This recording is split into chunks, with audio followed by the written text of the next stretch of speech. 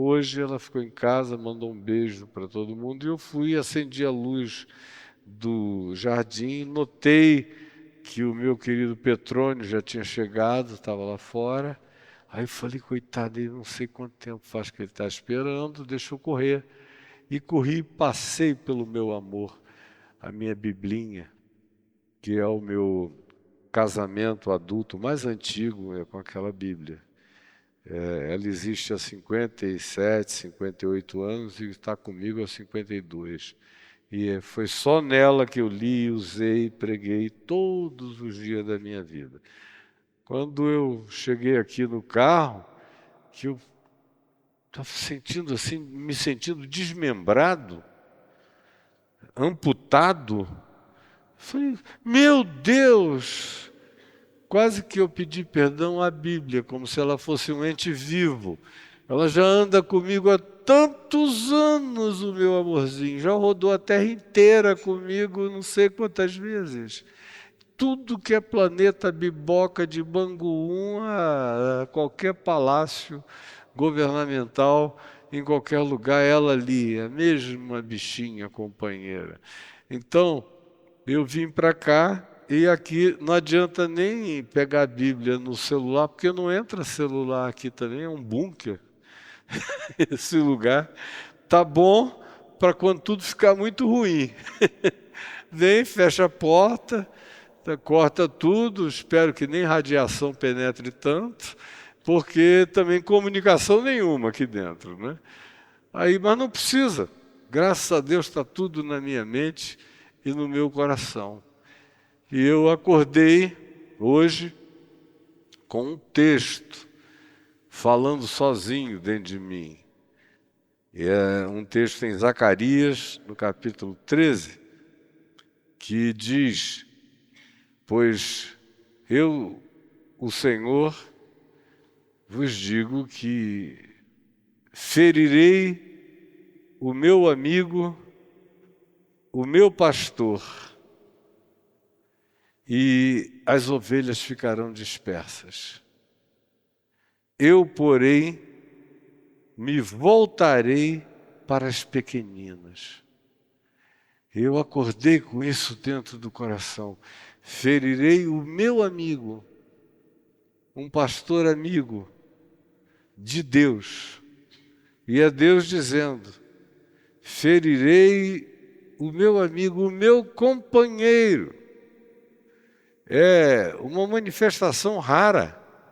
Você lê em toda a Escritura uma alusão a quem quer que seja, nesse nível de Deus dizendo: esse pastor, que é meu amigo, que é meu companheiro, será ferido, e as ovelhas ficarão dispersas. E aí foi o que se evocou em relação a Jesus, quando ele foi traído, entregue e tudo. O texto citado como profecia para explicar e criar uma correlação entre o que estava acontecendo nos evangelhos, na vida de Jesus e profecias do Velho Testamento, dentre várias, essa é uma que é evocada, porque nenhum pastor foi mais amigo, foi mais companheiro de Deus do que Jesus. E isso no Novo Testamento é aplicado para explicar a dispersão dos discípulos, dos apóstolos, que vocês lembram, quando Jesus é preso, como eles se dispersam imediatamente e desaparecem, e os que ficam com uma curiosidade mórbida, querendo ver o que vai acontecer, como foi o caso mais topicamente exemplar de Pedro. Chegou aí para o pátio da casa do sumo sacerdote para ficar vendo pelas beiradas, num voyeurismo mórbido, os maus tratos que Jesus sofria lá dentro, enquanto daqui a cada pergunta que lhe vinha, ele negava que tivesse qualquer informação, conhecimento ou soubesse quem era aquele que lá dentro estava sendo maltratado e ele aqui de fora olhava sem perder nada, mas ao mesmo tempo sem desenvolver nenhuma raiz de compromisso e de atitude, e acabou que ele foi o disperso mais exemplar, mais tópico, mais arquetípico dos que dispersaram-se. Embora todos tenham se dispersado, exceto as mulheres, que foram as mais perseverantes sempre em todas as circunstâncias até o fim. E eu acordei com aquele texto, mas sobretudo com a parte final do verso. Para quem já achou, eu vi que você achou aí no seu texto em Zacarias, né? Você quer ler para nós em voz alta? É o 7. Pode ler em pé.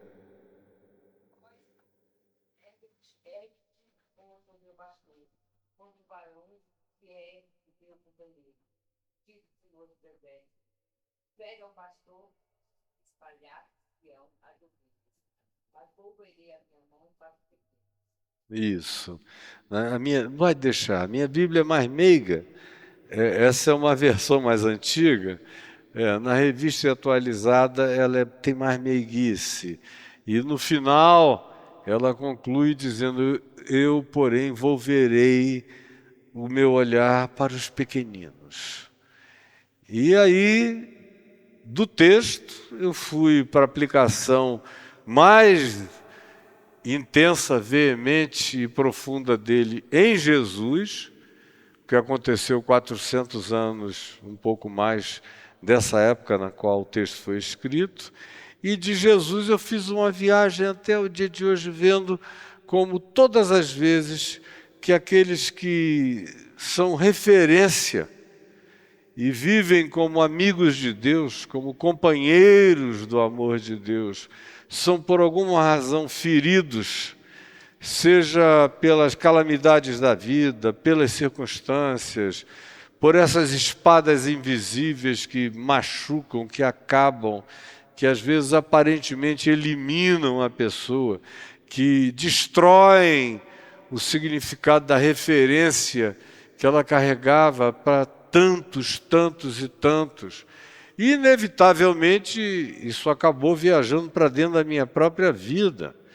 No ano de 1998, eu via a referência que eu era no país inteiro e no mundo todo entre os cristãos, e vi como quando a espada me feriu, e o que aconteceu, como houve uma dispersão, um vácuo enorme, entristecedor para o meu coração profundamente. E ao mesmo tempo, o meu coração começou a ter esperança de que o Senhor se voltasse para os pequeninos, começasse a reunir os que estavam abandonados, desprovidos de carinho, de cuidado, de pastoreio, de aconchego, como hoje já se vê. O maior grupo, o segundo maior grupo cristão do Brasil, não são nenhuma das denominações convencionais. O maior grupo é a Convenção Geral das Assembleias de Deus, com 24 milhões de membros, e o segundo maior grupo é do pessoal que não aguentou e que se dispersou, que não encontrando mais pastor, nem evangelho, nem mensagem, nem acolhimento, nem sinceridade, disse: eu quero o Senhor, quero andar com Ele, mas eu não aguento mais os que arrancam a unha da gente, a pele da gente, que tiram as carnes da gente, os tendões da gente, que chupam o tutano, trituram os ossos, como diz o próprio Zacarias, quando ele fala do mau pastor, ele aí é um pastor companheiro de Deus, mas ele antes fala do mau pastor, que é esse que descarna tudo. E ficou esse povo entregue a esses descarnadores de vida humana. Mas alguns disseram, não, eu não vou me submeter a isso, não terei ninguém comigo, mas eu prefiro a minha solitude com Deus do que qualquer tipo de envolvimento com essa maldade praticada em nome de Deus. E esse grupo já é hoje o segundo maior grupo no território nacional. Já são mais de 20 milhões de pessoas que servem o Evangelho de Jesus em casas, em grupos pequenos, em reuniões de oração, que buscam a espiritualidade do Evangelho, que nos ouvem nos ambientes digitais, que mandam para todos os lados, que espalham essa palavra, que vão se alimentando, vão crescendo, outros vão se animando, vão aprendendo e vão repetindo aqui, ali. E eu estou fazendo esse estímulo já há 28 anos, desde que a espada me atingiu, que eu comecei a estimular pessoas a serem multiplicadoras desse Espírito. E a ensinarem umas às outras a andarem com as próprias pernas. Porque, eventualmente, daqui para frente, os dias serão cada vez piores.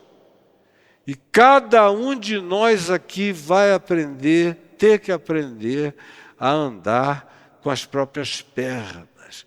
É claro que a gente tem prazer em vir, em se reunir, em se aconchegar, em aprender de quem eventualmente tem mais experiência, já viveu mais, tem mais a compartilhar. Tudo isso é saudável.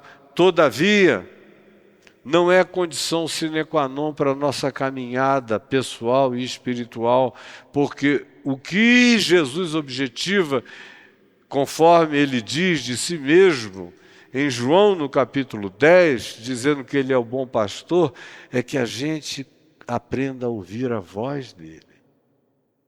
E a gente ande seguindo a ele. Ainda que o mundo inteiro tome outra direção.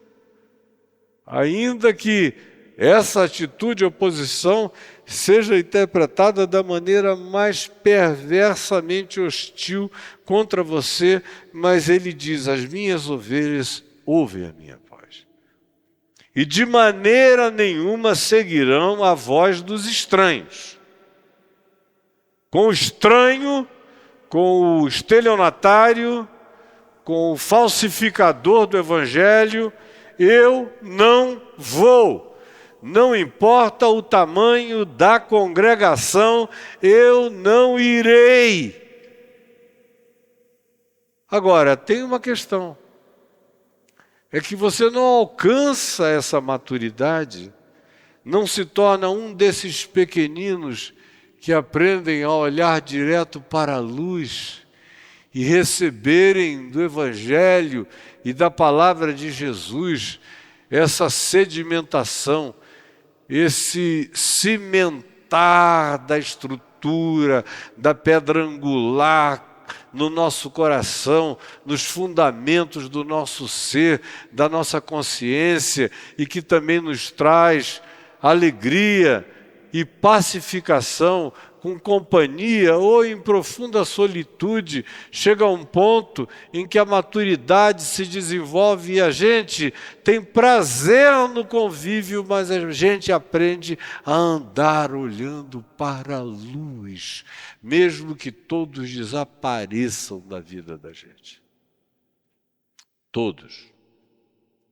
Mas aí a gente cai num outro problema, que é saber qual o nível de instrução, de consciência, de lucidez, de compreensão, de consistência, de substância que a gente conseguiu desenvolver com saúde acerca daquilo que nos dá segurança no próprio coração. E o que nos dá segurança, de acordo com Jesus, é o Evangelho. É Ele que nos dá essa segurança. Aí a maioria aqui diria, não, isso aí é óbvio demais, eu sei, não é, Caio? Não sabe nada. Você não conhece o Evangelho. A maioria, eu estou falando só desse grupo que está aqui. Eu não estou falando dos milhares e milhares que vão me assistir de quarta-feira para frente no mundo inteiro. Aí o número cresce para uma quantidade exponencial. Estou falando só deste grupo aqui, presencial. A maioria aqui não conhece o Evangelho. Estão acostumados muitos a me ouvirem pregar, ou a verem. Eu já ouvi essa mensagem, é tão bonita, legal. Mas você e o Evangelho não tem uma relação dessa pessoalidade, dessa amizade com Deus, com Jesus, com o ensino, com a compreensão, com a manifestação viva, absolutamente explosiva, presente, pululante, da verdade de Deus, alimentando a vida da gente, porque a maioria de nós pensa em Evangelho como as coisas que Jesus falou. Aí você pergunta, e o que foi isso? Alguns falam do Sermão da Montanha. O Sermão da Montanha é um bom exemplo. Aí você diz, então me explica. E aí ele, no máximo, sabe versículos. Foi o que ensinaram a vocês, foi aprender versículos. Não sentidos. Não práticas.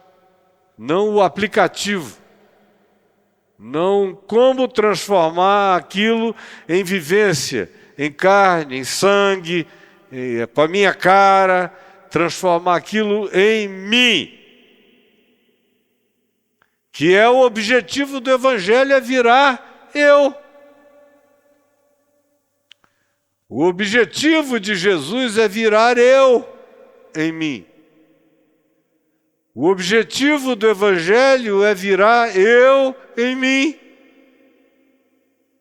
E isso é outra coisa completamente diferente de ter passado a vida ouvindo um monte de gente, falando para cá, falando para lá, coisas antagônicas que nem sempre combinam. Na maioria das vezes não tem nada a ver uma com a outra. Você vai ficando tão doido, tão perdido, tão esquizofrenizado, tão parecido com aquele homem de Gadara. Legião é o meu nome, porque nós somos muitos. É pregador para lá, é pregador para cá, é site, é mensagem. Na internet, então, meu Deus, você termina o dia com aquele blend de malucos falando na sua cabeça. Aí vem uma lá e aparece com uma espada na mão, a outra com um escudo. Aí vem um outro cara, como eu vi hoje, com uma metralhadora. Se não for no amor, vai ser na bala. Aí uma metralhadora na igreja, no culto. Para todo lado. Aí vocês aí, no meio dessa maluquice toda. Não, mas o Evangelho eu conheço. E eu ouso, não fico ofendido dizer, conhece nada. Muito pouca gente aqui, de fato, fez a viagem insólita do Evangelho. Lembram daquele filme dos anos 70, com, acho que era o Dennis Quaid, que foi diminuído, miniaturizado e colocado numa corrente sanguínea, e viajando pelo corpo humano inteiro. O nome do filme é Viagem Insólita. No Evangelho tem que ser a mesma coisa, eu tenho que entrar nesse corpo do Evangelho e fazer essa viagem insólita por dentro dele, para ir vendo todas as coisas, o coração de Deus, o amor de Deus, as entranhas da paixão de Deus por mim, conhecendo essa graça absolutamente para além de palavras, mas como experiência e vivência. E aí Isso tudo ainda quieto, acordando com essas realidades na minha mente. E eu acabei indo para Mateus, no capítulo 13, para minha amiga, que é a única que parece que está com Bíblia aqui na mão. Mateus, no capítulo 13, versão revista e atualizada, que é a que eu leio, da Sociedade Bíblica do Brasil. Aí tem tudo escrito. Tem até inglês, aramaico, hebraico, tudo que você quiser. E aí, pois bem, Mateus 13, parábola do semeador, que é como começa. Mateus 13, Jesus dizendo sobre o reino de Deus e o reino dos céus. Aqui ele compararia o reino de Deus, a ação de Deus, o reino do sublime invadindo e penetrando o coração humano e plantando na gente o que tem a durabilidade eterna, para nos transformar de mamíferos em filhos de Deus. Eu até que estou com tudo na cabeça, mas eu agradeço mesmo para você, meu amorzinho. Deus te abençoe. Está tudo aqui, se você quiser eu cito de cor. Então, na realidade, o desejo dele é esse, que cada um daqueles discípulos que estavam andando com ele aprendesse o significado de ter a realeza de Deus estabelecida no coração. A sublimidade do conhecimento, do entendimento, que se transforme em mente de Cristo, que gere pensamentos diferentes, que produza atitudes diferentes, comportamentos diferentes, fruto de vida, que seja semelhante à natureza de Deus manifesta no comportamento, na vida, nos gestos, nos atos de quem Jesus é, foi e nos chamou a ser. Esse é o Evangelho. Não dá para resumi-lo num versículo. Como quando eu era criança, os professores de escola dominical diziam: se você não quiser saber mais nada sobre o Evangelho, decore este versículo.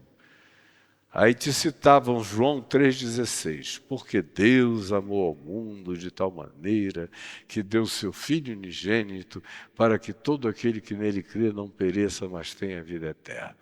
Amém. Aí, bom, isso aí é fácil. Eu era o maior cretino desse mundo, mas esse versículo eu sabia de cor, como eu sabia metade dos salmos, porque eu era obrigado a ler para minha avó, que era cega e muito crente. Leia, Caio Fábio, uma mente boa, uma memória excelente. Eu passava os olhos, tudo grudava na minha mente, para o bem e para o mal. Outras coisas também ruins eu decorava com a maior facilidade. Mas ia acontecendo. E sempre foi assim. E eu sabia que, de fato, não era através de decorebas de versículos da Bíblia que ninguém iria, de fato, assimilar coisa alguma daquilo, se aquilo era a verdade para ser vivida. Foi quando meu pai se converteu, lendo o Novo Testamento sozinho, e eu vi, pela primeira vez na vida, eu vi, com 13 anos de idade, uma transformação, uma metamorfose, uma lagarta que saiu do casulo e virou uma borboleta linda, maravilhosa, colorida, que era meu paizinho, forte, intenso, inteligente, lúcido, genial e puro, santo, doce, meigo, acolhedor, perseverante, cheio de renúncia, lotado do Espírito Santo, como ele viveu daquele dia, lendo João 19, quebrantado na cozinha da nossa casa, até os olhozinhos se fecharem dele na minha presença, depois da minha mãe e das minhas irmãs, e eu fiquei com ele 2 meses enquanto ele partia, lindamente, que morte mais linda, que maneira sofridamente maravilhosa de partir, parecia uma pietà, parecia que a morte dele era uma liturgia de entrega, de amor aberto, literalmente até o peito aberto de ponta a ponta. Teve um dia que eu cheguei, o médico disse, dessa vez ele morreu. E eu olhei e eu vi com aquele spotlight enorme em cima da mesa de cirurgia, ele todo aberto, e eu comecei a chorar com a beleza do espetáculo. Vocês não vão acreditar. Chorar.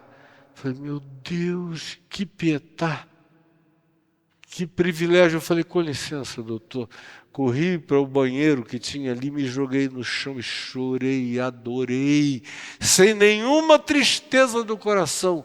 Adorei ter tido o privilégio de ver a glória de Deus na vida do meu pai. Todos os dias da vida dele.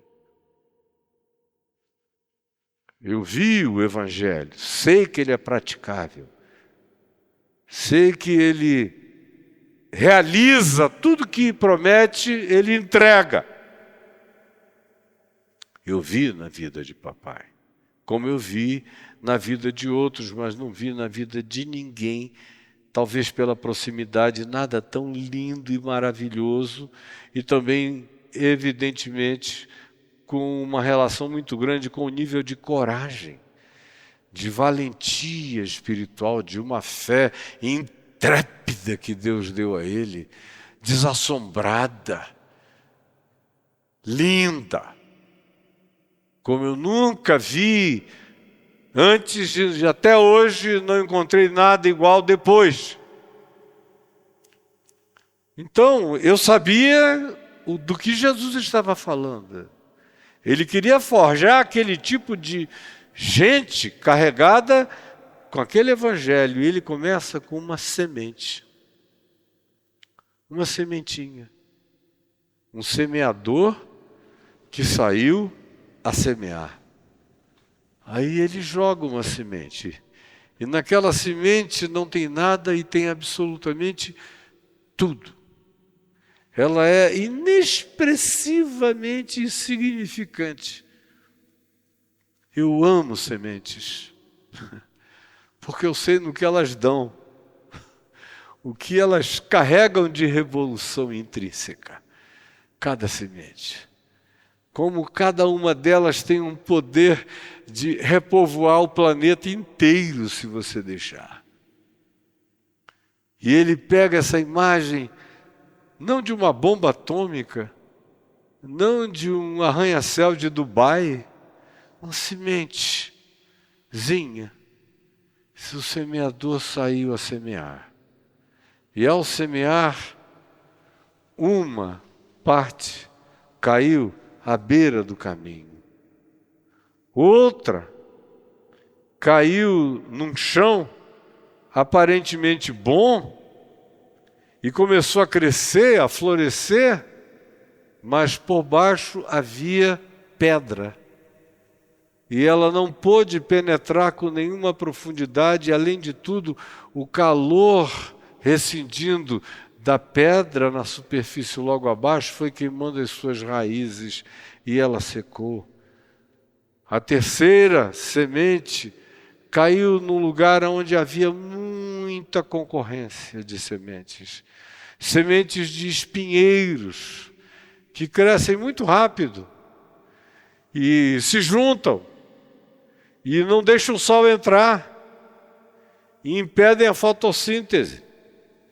E a semente boa, não importa a qualidade dela, vai morrer sufocada pela inadequabilidade do lugar e da propriedade, que não oferece a ela luminosidade para ela se expandir num crescimento onde a luz venha direto sobre ela.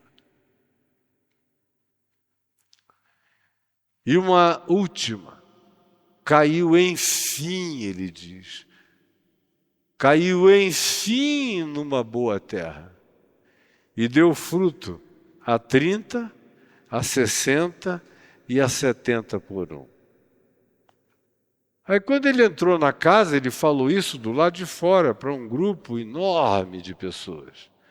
Quando ele entrou na casa onde ele estava ficando, vieram os apóstolos, quase sempre capitaneados por Pedro, especialmente porque em Cafarnaum ele ficava muito certamente na casa de Pedro, na maioria das vezes, onde se hospedava à beira-mar, e vêm todos eles dizendo: escuta, a gente não entendeu aquela parábola. E parece ser uma das mais simples que Jesus contou. Mas eles disseram: explica para a gente aquela parábola.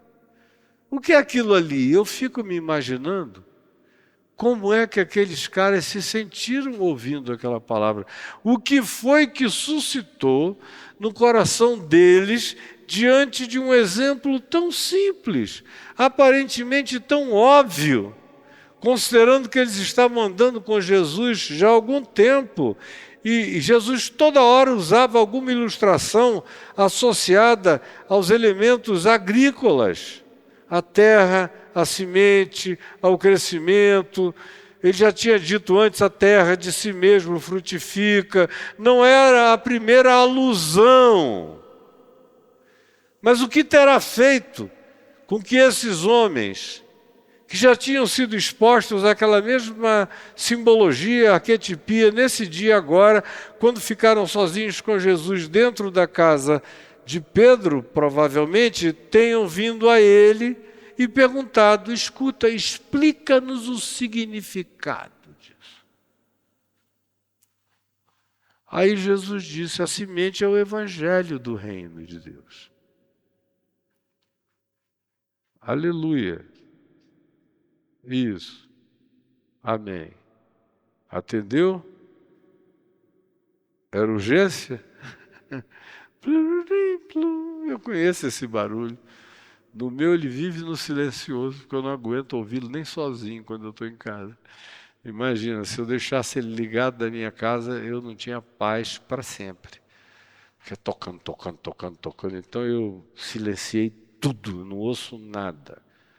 Eu tenho que procurar para achar. Voltando. O que será que aqueles indivíduos tiveram de questão existencial a respeito daquela história? Eu posso supor que a primeira questão é: quem sou eu nessa história que ele narrou? Eu sou o cara onde a semente caiu na beirada? Eu sou o cara que tem essa alegria toda de receptividade, mas tem pedregosidade não muito profundamente instalada no coração? Quem sou eu? Quem sou eu? Será que existem concorrências espinhosas na minha vida que vão abafar tudo, e qualquer que seja a vida de Deus em mim vai morrer? Ou será que eu sou desses em quem existe um potencial de reprodução extraordinária, de 1 para 30, de 1 para 60 ou a 100%? Quem serei eu no meio dessa história? Ou quem será ele? Porque são poucos os que olham para si mesmos. Muita gente só consegue olhar para o outro. Será que Pedro, que é o cara que é, por exemplo, é o mais falante entre nós, mas será que por baixo tem pedra? Ele é só extroverso? Sim, é como a semente que dá logo, começa a aparecer, mas se for botar raiz para dentro, vai encontrar uma plataforma pedregosa? Ou quem é? Começam a olhar para terceiros, para outros, e fazer perguntas. Ou a pergunta pode ter sido ainda mais básica do que tudo: o que é isso que ele diz que tem esse poder de definir a continuidade da nossa vida, ou bem ou mal? Que elemento é esse? Que entidade é essa? Que para mim é óbvia. A semente é o Evangelho. Mas eles, quando ouviram ali, podem ter ficado pensando em outro tipo de sêmen, de semente, de elemento a ser introduzido. Porque uma semente é um outro elemento que é plantado em algo que é diferente dele, para que ali ele crie uma gestação frutífera. Que entidade é essa? Que poder é esse? Que coisa é essa? Pode ter sido. E aí Jesus explicou, quando disse a eles, a semente é o Evangelho. O Evangelho sou eu. Tudo que eu ensino, eu pratico o que eu próprio ensino. Eu digo que bem-aventurados são os humildes de espírito, e também digo, vinde a mim os cansados e sobrecarregados, eu vos aliviarei, porque o meu jugo é suave, meu fardo é leve, porque eu sou manso e humilde de coração. E eu aprendo todo dia com meu Pai, eu vivo em submissão. Ele repetiu tantas vezes, tudo que eu ouço eu pratico, do meu Pai. Mansos. Eles sabiam que era ser manso. Talvez pensassem que era ser um indivíduo absolutamente invertebrado, sem vontade, sem resiliência, sem coragem, sem perseverança. Mas Jesus podia dizer, olhem para mim que vocês vão aprender o que é ser manso. Ser manso não é ser um banana idiotado. É apenas uma pessoa que tem uma força extraordinária para reagir, mas toma a decisão de andar conforme o bom senso, a sabedoria e o que seja apropriado conforme o amor, a verdade e a justiça. Esse é o manso, que se controla, que exerce domínio próprio. Vocês querem saber o que é? Olhem para mim. Cada gesto, cada movimento, cada palavra, cada ensino é por mim vivido, praticado, encarnado, demonstrado e exemplificado, de modo que quem não entendeu a palavra falada, olhe para o movimento, para o andar, para o gesto, para o tratar, para o acolher, para o relacionar-me com todo tipo de gente no laboratório da existência, com os maus, com os bons, com os confusos, com os desprezados, com os marginais, com os supremacistas, religiosos, arrogantes. Aprendam comigo a lidar com todos, com os que são marginais da vida, postos assim nessa condição por outros, com aqueles que são os desprezados, com os estigmatizados, com os que são vistos como entes contagiosos, de qualquer que seja a natureza, de acordo com o preconceito com o qual esse nosso tempo e todos vocês e aqueles que cercam vocês e esse mundo aqui dentro do qual eu estou junto com vocês, julgam e projetam seus julgamentos. Mas olhem para mim, e vocês vão aprender o que é ser filho da semente. O que é se tornarem de fato companheiros de Deus, amigos de Deus. E aprenderem a serem os pequeninos que não se deixarão dispersar. Aprendam. E aí você diz, bom, por que você está nos falando isso hoje? Há uma determinada escatologia de gravidade em cada encontro espiritual que a gente faça, onde cada palavra que seja a verdade do Evangelho precise ser absorvida, assimilada, compreendida, entendida e praticada. E foi isso que Jesus deu de presente para eles. Deu instrumentos de autoverificação interior. Mais do que tudo, essa parábola nos é dada não para ficar observando quem é o outro.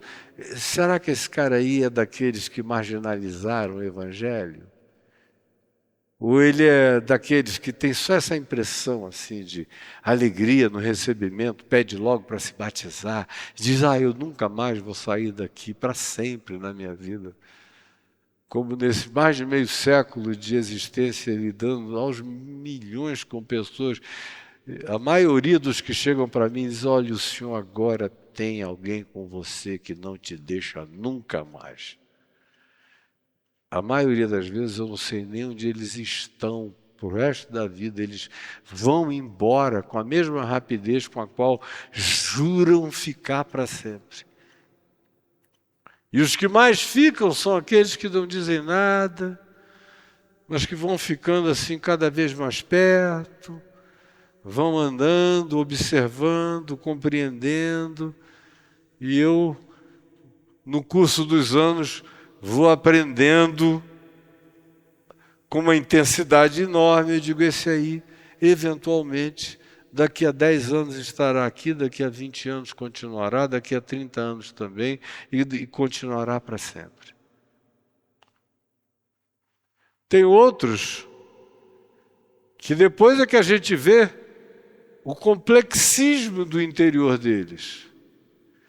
E tem aqueles que são pessoas limpas de coração, que encontraram tudo o que queriam e depois daquele encontro não há lugar no coração deles para mais nada a não ser para a exclusividade da ambiência para aquele crescimento e desenvolvimento espiritual da semente eterna. Aí eu quero concluir o que eu estou dizendo, trazendo tudo isso para mim e para você, com a pergunta, quem sou eu? Quem é você nessa descrição? Quem é? Eu encontro pessoas que chegam para mim e dizem, mas que coisa tão importante que o Senhor faz.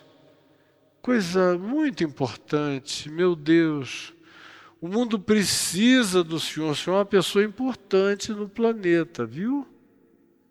Muito importante. E essa sua mensagem é importante, meu Deus. O senhor concorda comigo? Aí eu digo não. A pessoa às vezes fica me olhando, como um amigo meu outro dia, que me veio com essa exaltação da minha importância e da importância da minha mensagem no planeta. Não é isto, Caio? Falei, não. O que é que eu falei errado? Eu digo, eu não falo nada importante. Importante quem falou foi Platão, foi Sócrates. Até o Nietzsche, na doideira genial dele, disse coisas muito importantes.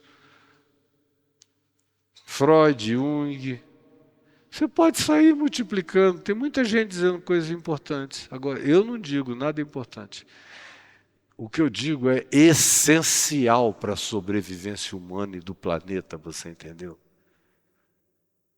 Obrigado pelo elogio, mas eu não quero. Eu vim ao mundo para viver o essencial. Aquilo sem o quê, tudo é existência, mas não é vida.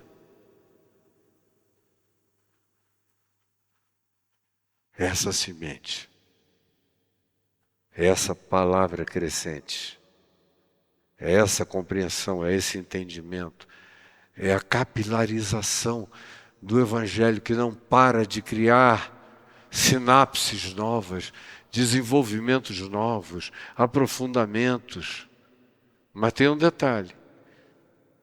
Se você disser que ele é importante, você já colocou ele à margem do caminho, porque o único lugar de significado para ele é a essencialidade dele.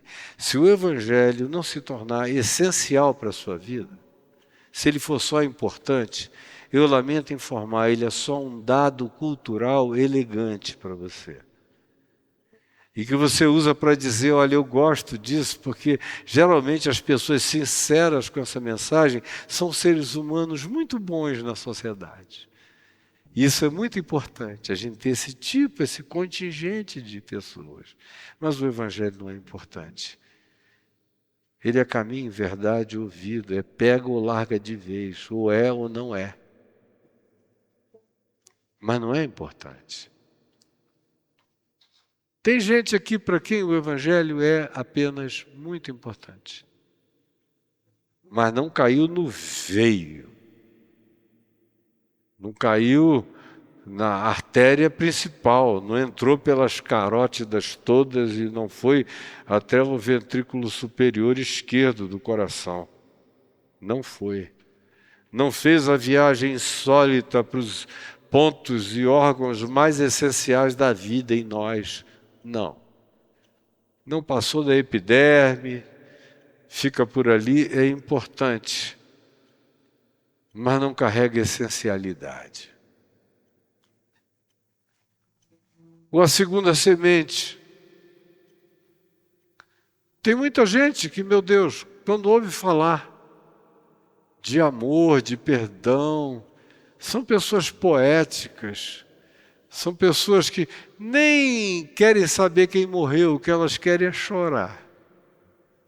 É aquele tipo que, se você disser alguma coisa que tem um pouco mais de harmonia, de beleza, elas já estão, ai, aleluia, eu quero para mim também. Mas, quando começa a mexer com renúncia, com escolhas essenciais, dramáticas, com decisões, com aquela deliberação de compromisso, o indivíduo logo começa a descobrir que abaixo da camada social, mental e intelectual de prazer, na própria estética do Evangelho, ou na estética da pregação, eu encontro muita gente no curso da minha vida que confunde a estética da minha fala com a estética do Evangelho e pensa que porque gosta de me ouvir falar, está gostando do Evangelho. Mas uma coisa não tem necessariamente nada a ver com a outra.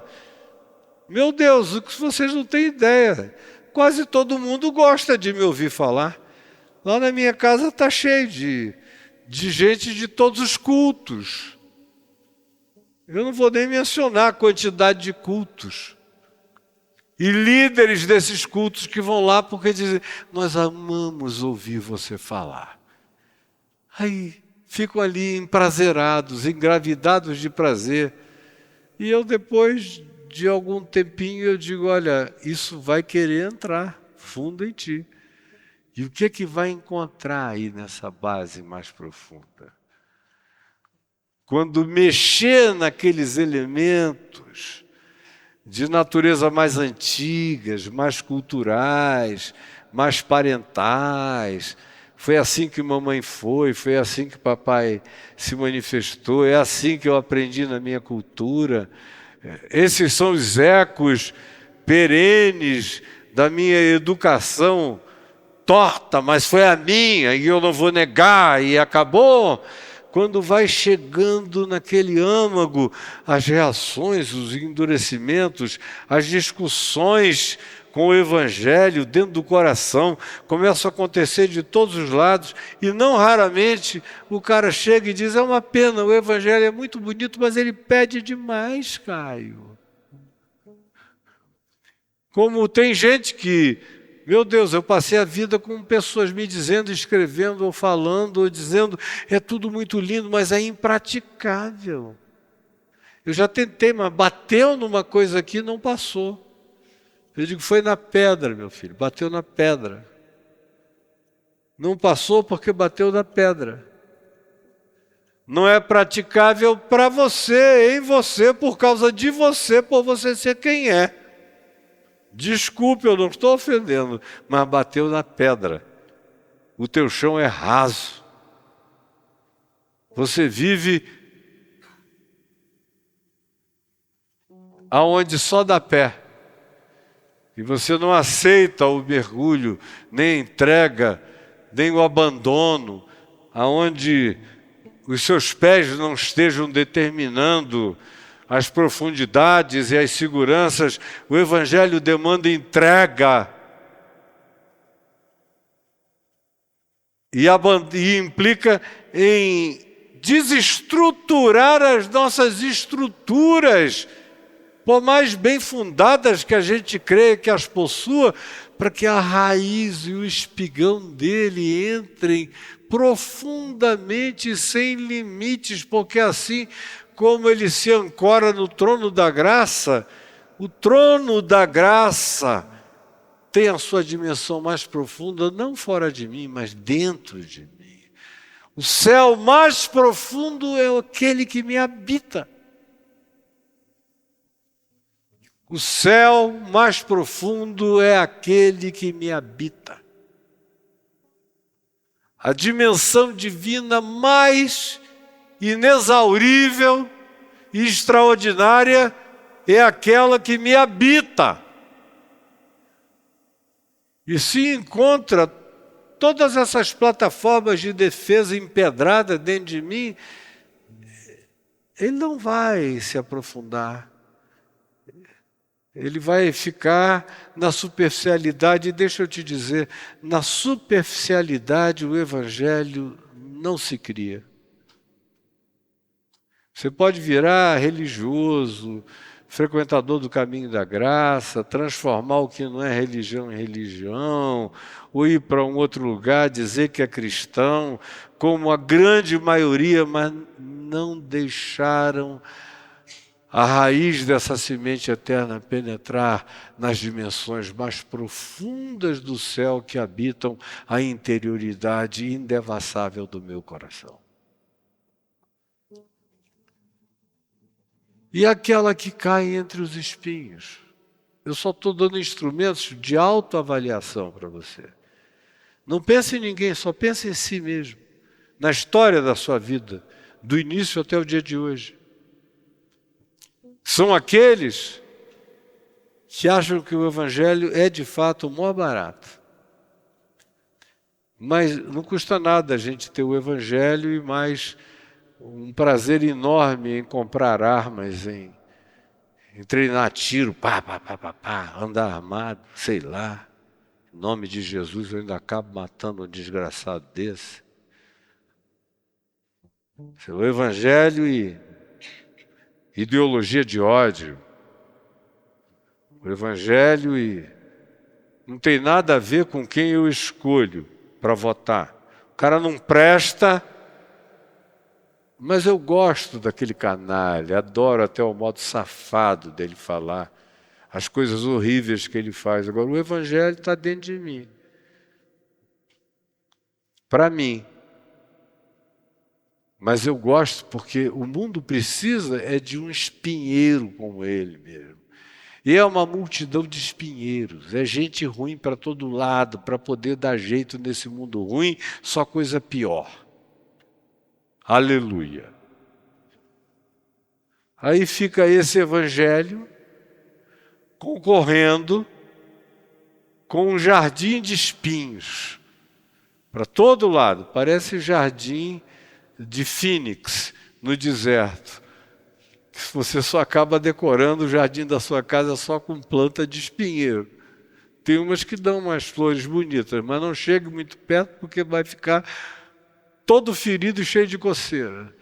E o Evangelho, em ti, em mim, não aceita essas tentativas, como eu vejo cada dia mais, com a proliferação de loucuras faladas em nome de Jesus, ou não, na internet, mas tem uma multidão em nome de Jesus. Aí o cara chega ali, fala a maior barbaridade do mundo em nome de Jesus, que não tem nada a ver com o que Jesus ensinou, mas é falado em nome dele, aí vira outra coisa, aí todo mundo diz, mas eu gostei daquele velhinho, ele fala manso. Tem um velhinho nordestino aí na internet que só fala bobagem. Ele é formado em 16 mitologias diferentes. E ele é agradável de ouvir. Ele é manso no falar. Você começa a ouvir, é agradável, ele vai. E ele vai te empurrando. Todo tipo de confusão, de mistura, de loucura, e vai bater no liquidificador da cabeça dele. Ele é um nordestino agradável, bom de papo. E quanta gente boa eu já vi dizendo, o senhor já viu aquela pessoa? Eu gostaria de ver um podcast de vocês dois. Aí eu digo, olha, ou você não me entendeu ainda, ou não entendeu a ele.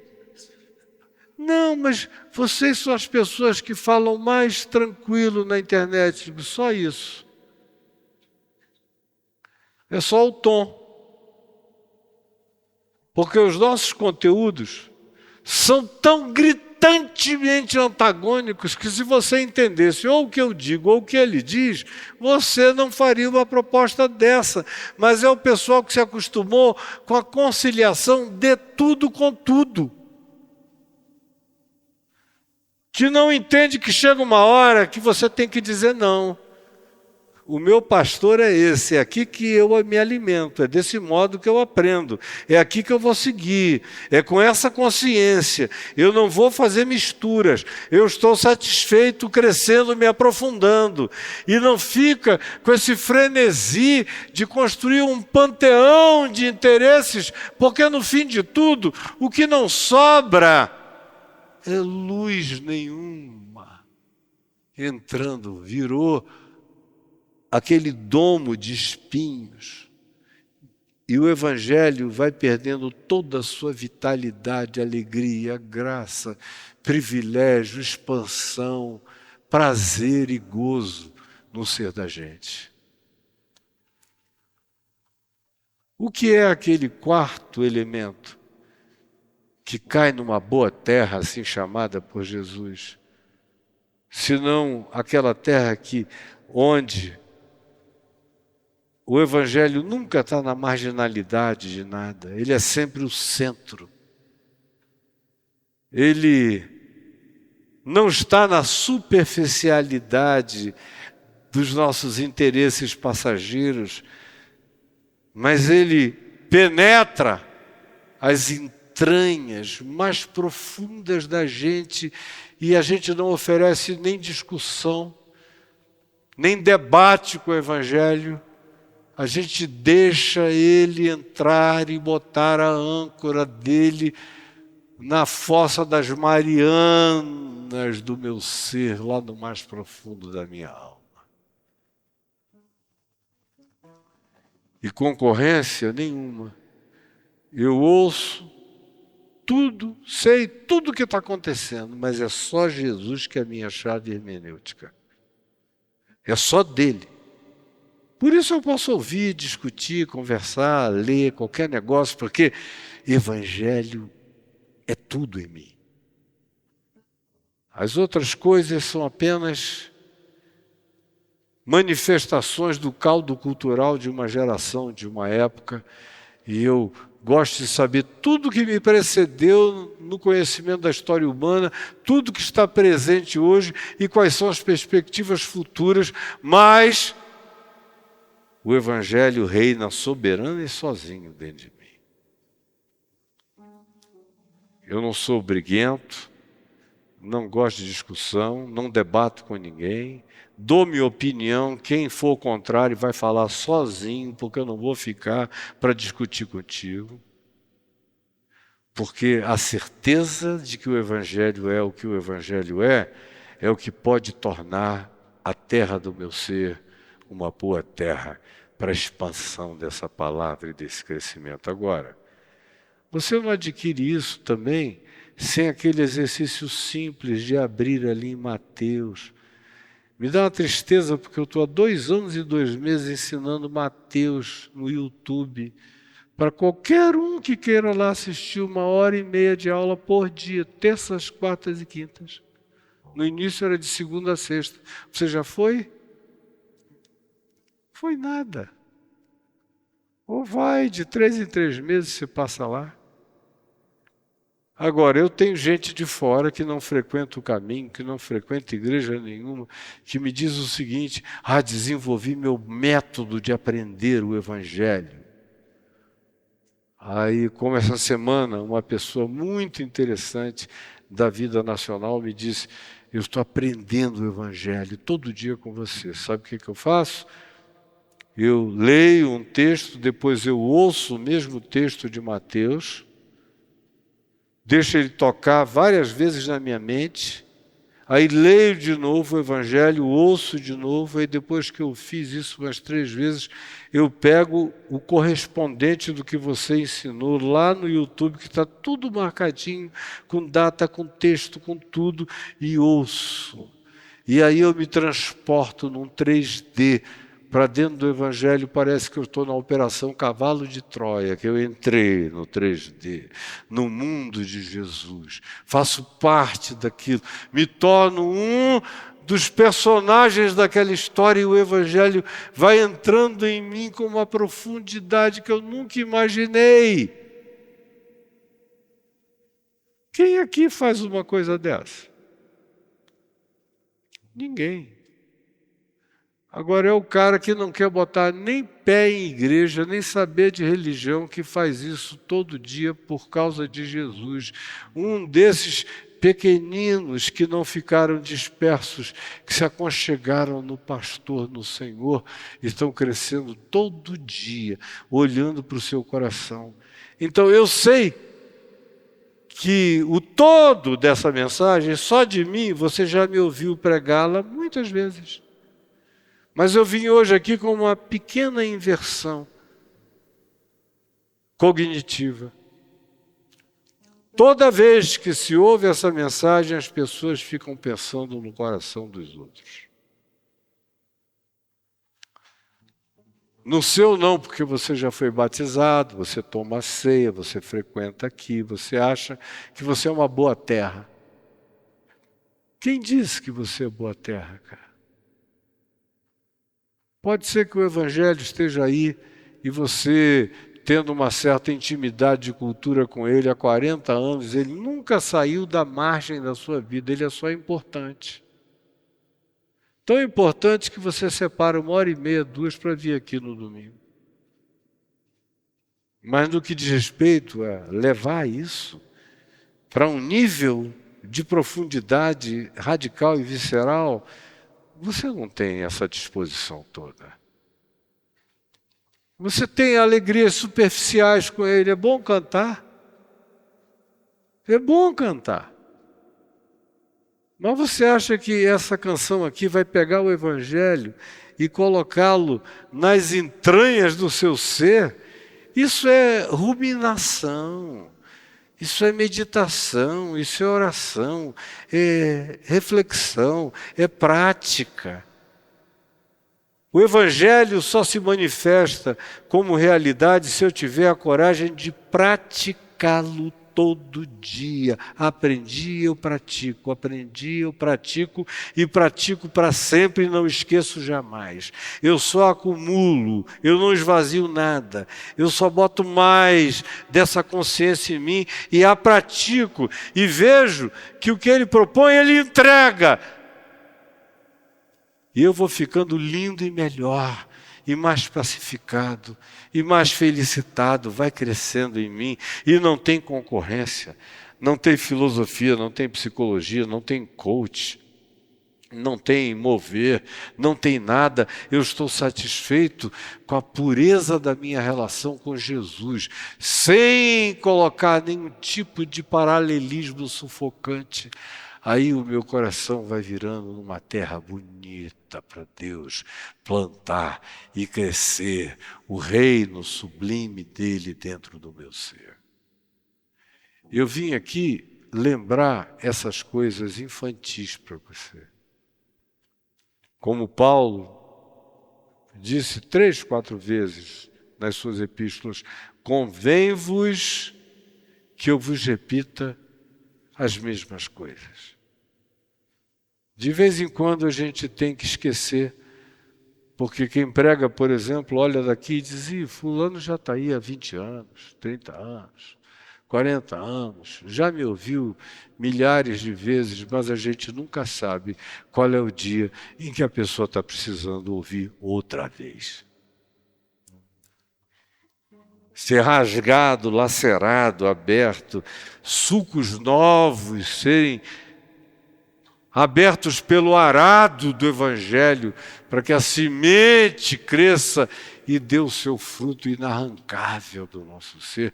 Como Jesus disse, toda planta que meu Pai Celeste plantou jamais será arrancada. E no seu coração, em que estado as coisas estão? Não pense nos outros.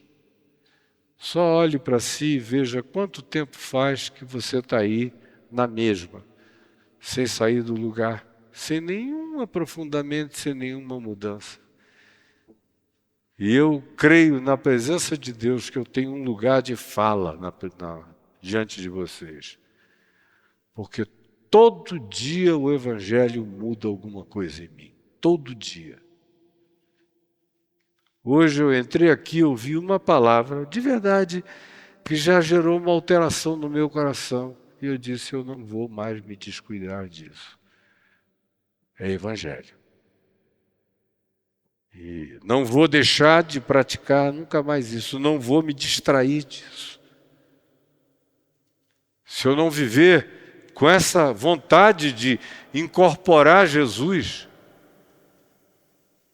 de incorporar e ser um membro do corpo de Cristo, onde haja expansão do corpo de Cristo a partir de mim, e eu me manifeste como uma criaturazinha de Jesus. Eu já sou um velho, você pode ser um jovem, mas a mesma maravilha de aventura espiritual no Evangelho está proposta tanto a você quanto a mim. E estará proposta a mim até o último dia da minha vida. E eu pergunto, o que o Evangelho, à luz do que você ouviu hoje, ainda significa para você? Tem gente aqui para quem o Evangelho já significou mais no passado do que significa hoje. Vamos ser honestos e admitir. E vamos ficar em pé, todos nós juntos agora.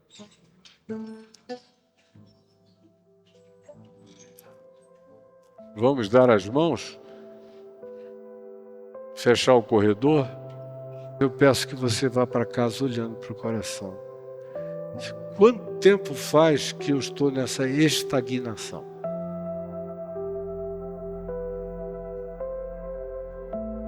Que não tem nada se movendo para o cerne, para o centro do meu ser, para o âmago da minha vida. Eu estou na dormência, no numbness, aquele adormecimento que você para de sentir o membro. Não, eu sei que está aqui, eu não fui amputado, não, só não estou sentindo mais nada, porque eu estou dormente. Não, eu continuo feliz quando eu vou, eu adoro ir, porque toca aquelas músicas, aí eu fico tão feliz, eu canto, eu até danço e tal, mas não passa daqui, de um palmozinho para dentro.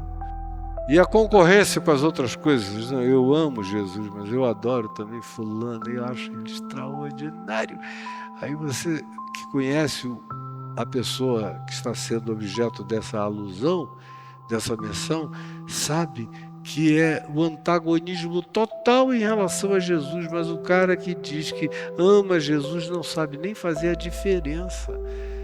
Tão acostumado ficou a ter Jesus entre os espinhos. Aí não há futuro para você. a não ser essa mesmice infeliz, medíocre, desaventurada, sufocante, triste e que não aguenta perrengues, nem tribulações, nem a causticância do sol da história. Como tem gente que me diz: sabe, pastor, o senhor faz uns vídeos cada vez mais lindos, mas quando eu noto que o vídeo vai falar sobre o que está acontecendo no mundo, eu não assisto não, porque eu fico com medo do que Jesus falou para esse tempo. E eu vejo, se eu quiser que haja ali 1 milhão de visualizações, basta eu postar uma coisa bem superficial, que dá 1 milhão, 2 milhões, 2 milhões e tantos num post. Se você fizer uma coisa séria, profunda, rascante e lacerante, depois você vai ver, tem 30, 40 mil que foram até lá, tremendo. Ai, Jesus, me ajuda a suportar as coisas que Jesus falou. Não sou eu dando uma de Nostradamus, não. Foi Jesus quem falou. E você não quer nem encarar. Por causa dessa superficialidade horrorosa.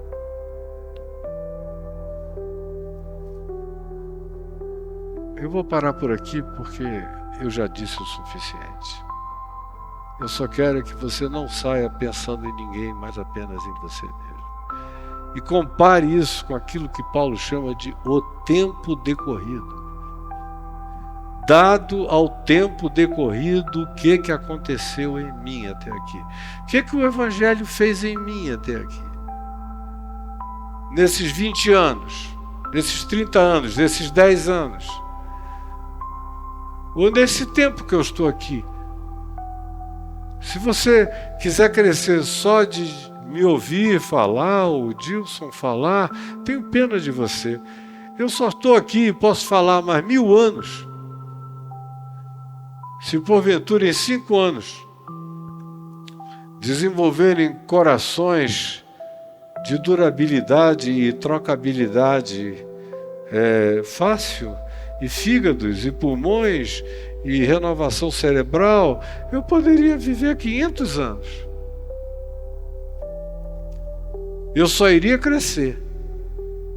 Eu ia ficar assim, insuportavelmente cheio do Espírito de Deus e do Evangelho, de compreensão e de entendimento, porque o que está posto em mim não para de crescer. Como Paulo disse aos Efésios, para que conheçais a altura, a profundidade, a largura e a extensão, e o amor de Cristo que excede a todo entendimento. Não é para parar, não tem teto. Eu posso crescer para sempre, porque o meu chamado é virar um Jesus, todo dia mais, e o seu também. E eu posso voltar aqui mais 1 trilhão de vezes com a mesma alegria, porque o Evangelho não vai ter nada menor do que a alegria imensa em Deus a produzir-se em mim e a ser compartilhado com você. Agora, eu não sou diferente nem especial. Qualquer um aqui pode provar a mesma coisa, é só querer, é só mergulhar, é só abraçar, é só pedir, é só invocar, é só desejar, é só buscar e dizer, me fazem entender e você entenderá. Vamos orar, mas não deixe de olhar para o único lugar importante, que é o seu coração. Jesus, eu trouxe essa palavra de escola dominical para quem está aqui, na certeza de que essa é uma simplicidade essencial nos dias de hoje, porque a gente anda tão distraído de tudo que seja vida e convocação simples tua para aprendermos a viver e praticarmos a tua vida em nós. E eu oro dos mais novos aos mais idosos, por essa criancinha que tosse, pela minha netinha linda que está aqui comigo hoje, e pelos idosos mais velhos do que eu que estão aqui entre nós. Que no coração de cada um de nós a tua voz tenha se feito ouvir e uma disposição de vontade de obedecer, de provar, de conhecer, de experimentar se manifeste em nós. Eu te imploro que seja assim, em nome de Jesus. Amém e amém.